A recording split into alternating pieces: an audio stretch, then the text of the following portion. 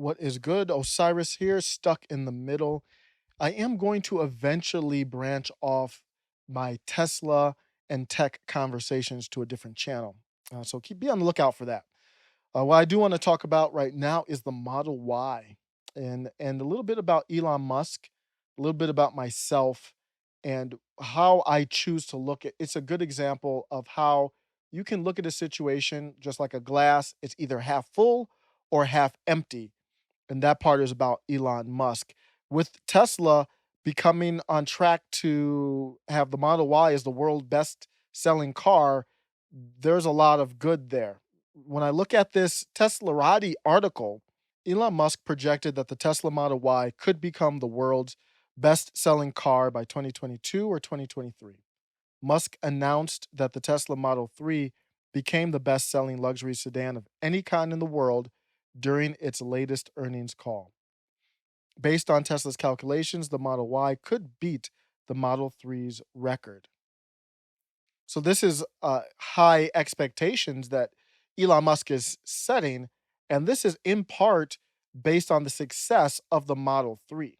When you look at it, Model Y production rate in Shanghai continues to improve quickly, and two new factories, Berlin and Texas, are making progress, wrote Tesla in its update letter for Q1. So this is a story of not just what they're doing right now with Fremont and Shanghai. Shanghai is going to improve production rate. That's their factory in China.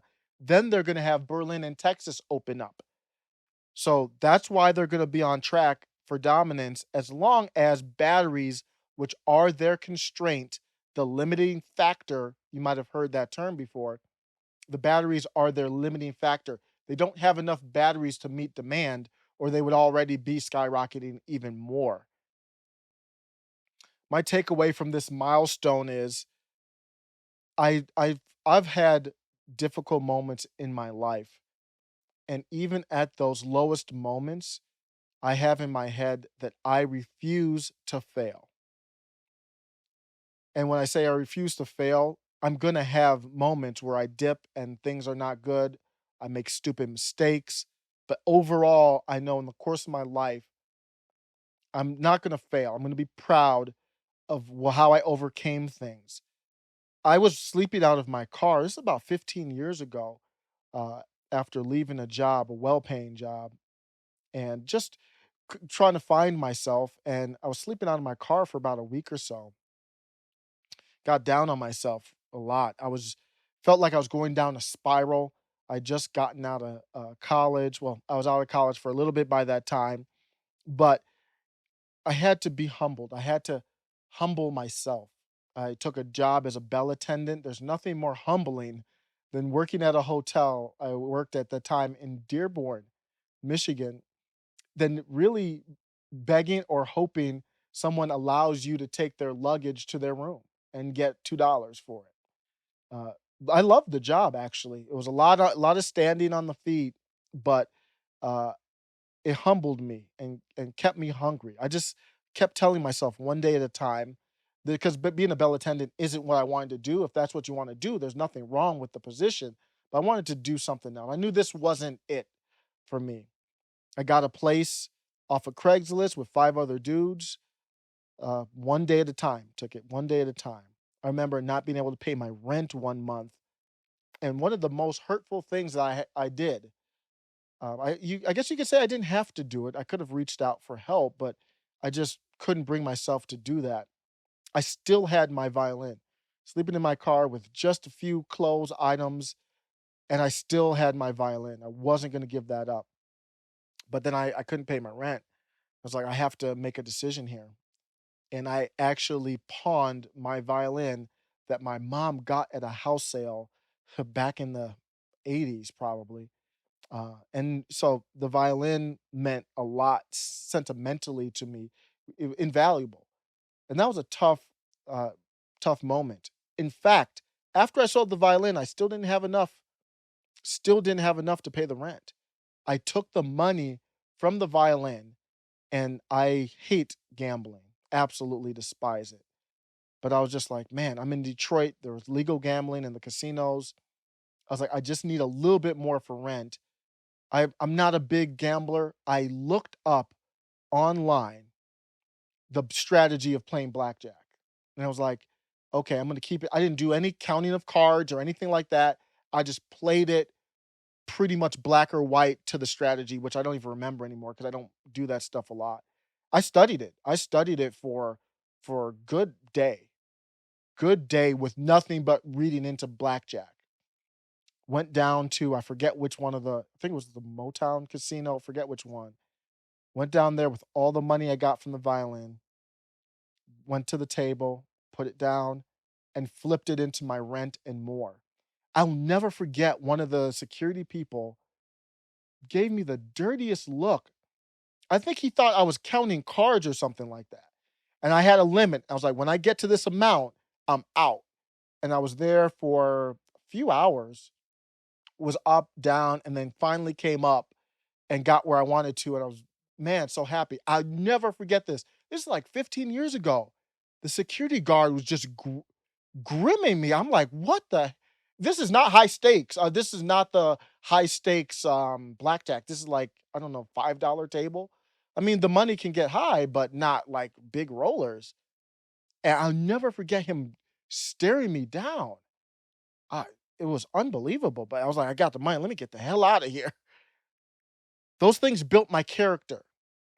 I know that if things get rough, I can dig out. Elon Musk is an inspiration. That's what I take from Elon Musk. No matter how different his life is or what privileges he had in his life, I'm taking out that he had hard times with the Model 3. And without the Model 3, he couldn't get to this Model Y. The Model 3 was the best selling premium sedan in the world, probably the best selling premium vehicle, but a lot of these car companies don't split out their SUV sales, so you can't tell. It's a great milestone. Ignore on this chart Mercedes E-Class, Audi Q5, A6. Those are not competitors. The BMW 3 Series is a direct competitor to Tesla. Don't let anybody tell you otherwise. They don't know what they're talking about if they argue that. They're different types of vehicles, but they're in the same price market. If you're looking at a BMW 3 Series, you are most likely looking at Teslas as well. So it's a hell of an inspiration. In 3.5 years from zero to outselling, at least in Q1 of this year, the BMW 3 Series from zero. Elon Musk had hard times in 2018. This article is from April 11th, 2018. Elon Musk is stressed, says he's sleeping on Tesla factory floor and has no time to go home and shower. How much of this is embellishment? I don't know. I followed this at the time. I believe a lot of this. I believe he did go to the factory, sleep there, and work it out. This is a car company that started manufacturing from scratch. This is why I do not believe in Lucid. I do not believe in Rivian. I do not believe in any of these new startup car companies that are going to be tackling manufacturing on their own until they go through this hardship. They haven't gone through this. Don't believe in them until they go through this. Every startup who's doing manufacturing is going to go through this. Not the legacy ones will probably be smoother because that's what they do. But electric vehicles are different, so I don't trust them either.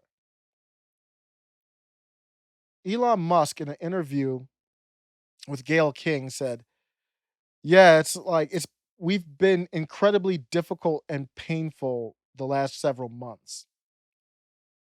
Painful? King asked. Absolutely, of course. Yeah, I'm sleeping on the factory floor, not because I think that's a fun place to sleep, terrible, he said. He's brutally honest because that is not instilling confidence in investors at this time. The stock was way below 10x from where it is now. Sleeping on the factory floor why are you doing that? Because I don't have time to go home and shower, Musk responded. I don't believe like people should be experiencing hardship while the CEO like off on vacation, Musk told King. The hands-on approach is all part of Musk's leadership style. Why do you think people like the guy. He has the business acumen, the engineering background, and even science, just so knowledgeable, and he's not afraid to get his hands dirty. And then after they got through some of this hardship, he says, because what actually happened here was an incredible American success story. All these people, the Tesla team, worked their ass off day and night to make it happen, and they believe in the dream. And that's the story that really should be told. And what do you think their employee stock purchase plan looks like now? Those employees who are invested in the factory, engineers, everyone trying to make it work, and the stock has skyrocketed since then. Elon Musk does not get paid from Tesla in cash. He has money in stock options. So if this didn't go, this wouldn't go well. If this didn't happen, this wouldn't go. Period. He wouldn't have made money. The stock would not have risen. So there's a couple of things you can take from that. Some people choose to take this. Elon Musk is a rich kid from a family that profited off emerald mining in apartheid South Africa who bought out the actual founders of Tesla. He's never been anything but a self-promoter. In a way, he's always been the Trump of Silicon Valley. We are in a day and age where it's important to me not to let people portray or push onto me a defeatist attitude. There's a lot of that going around right now. And I'm all for accountability and making things right. But bottom line, I refuse to fail. Don't care. When Elon Musk was sleeping in the factory, his upbringing did not help him through that. He had to get through that. You can look at it glass half full or half empty. I'm taking the inspiration from Elon Musk and learning from that. That's all I'm doing. That is what matters the most. So Elon Musk left South Africa in 1989 at 17 with $2,000. His own father told him he'd fail and come back in 3 months. He was determined to keep his old life behind him, slept on couches of distant relatives, did farmhand and labor work, and lived very cheaply. When his mother and sister followed him to Canada in 1990, with his brother Kimball joining in 91, after he finished high school, they ended up in a small rent-controlled apartment in Toronto. When Elon visited, he didn't even get his own bed. He left college with around $100,000 in debt.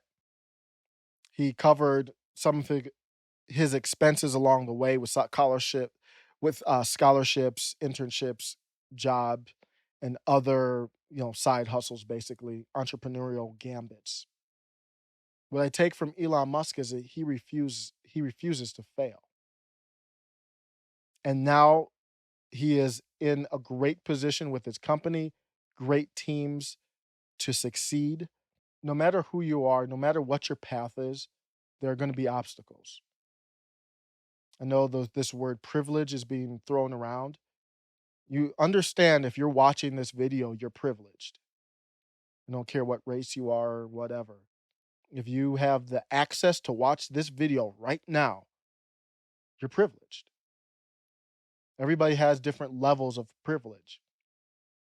But that doesn't, what's in here? What's in the heart? You could be the most privileged person and have that heart of steel to overcome anything. You could be the most non-privileged person and have the most entitled attitude, approach, and terrible heart. We should not be conflating the two things.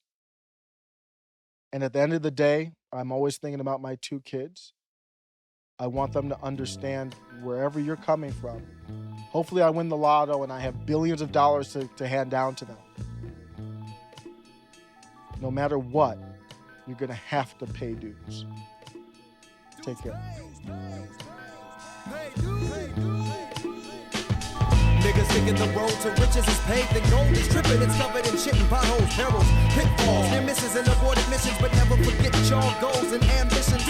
This is my life, it's more than just a business. Been in this to diminish mic circuits and minutes, snippets as many witness. I'm into it deep, let it seep. I seldom sleep, syllabically building saliva streaks from pop beats. Live in these hip-hop fiends, even without the prospects of prophecy. On the horizon we kept rising, widening, never idling, till the day that we can say finally. I can recall almost dropping the ball, moving at a crawl, back against the wall. Oh no, hollering fuck y'all. Damn near ready to get violent, cause we sitting in the cockpit, riding on autopilot, seize the control. The devil cease to control our destiny. We question off the soul power, soul proprietorship. Souls pilot this ship, pirated and inside, feeling excited. For all the nights I prayed, not for fortune and fame, just for mental strain. Back in houses for 8 a day, on a makeshift stage, ready to make this shit plain. Down in dirty 6 deep in the cypher, one set straight, waiting on them so we can light up. Though I had anywhere to hook mics up, we took time to hook minds up and rise up. 3 on the sack, another hot one on a cold one, maybe some 8 to King Cobra. Leisurely stroll up to A+ crib, boat track busted, dry vocals no ad-lib, seal the shit. So much that niggas stole the shit, still seal the shit, can't even stand still with this. Gotta keep it moving, keep improving, gotta keep in tune with my inner self and remain a student. Don't got a secret, it's in our nature to progress. The only thing stopping you from taking giant steps is yourself. Your inhibitions and fears is gremlins fucking up any bitches, so get rid of or amend those. I grab the mic and show them the breaks. I got what it takes. If you didn't know what it takes is time, patience, mental preparation, documentation of due payments, disregard for defamation, sidestepping trepidation, kicking sagacious statements with the grace of geishas, engorging engagements, abhorring complacency. Spelling on me, the title MC, one died by many, live up to my view, thus it's up to my crew to bust it wide open for your border. Find no rhymes with nourishment, furnish fury to freeze invertiveness. Assertively, I inserted service certainly as a courtesy. Biohazard 3rd degree burning, so don't shake the green bio blood pulsate so hard it make you pulsate as I throw my tempo tantrum, kick a conundrum and stop and stumble. Rumble your rubble as you're up because we saying something. Hieroglyphics and dysfunctions, countless sleepless nights, little hikes with hopes of cordless mics and bright stage lights. Battling these bitch ass MCs, only to see them kick your exact flows out on the streets. Losing all the women you dug for your first love, man, this shit gets rough. And it's motivate, I hold the weight, we control my fate. Make moves and motivate. Thinning out that stack of dues is something that you have to do. Kill the attitude, grab the tools and start building. First the basic foundation placement, without the base it's all shaky. Don't let nobody else tell you how to make it. They're examples, models, use their words as mottos to pick and choose when to follow. Cause most shit is bullshit, then you got a mind of your own to shovel your pathway. Discover the fast way, evade past mistakes, predict problems, escape past mistakes is high. It's like that till you die, so look alive, start moving and make time. Hey, dude.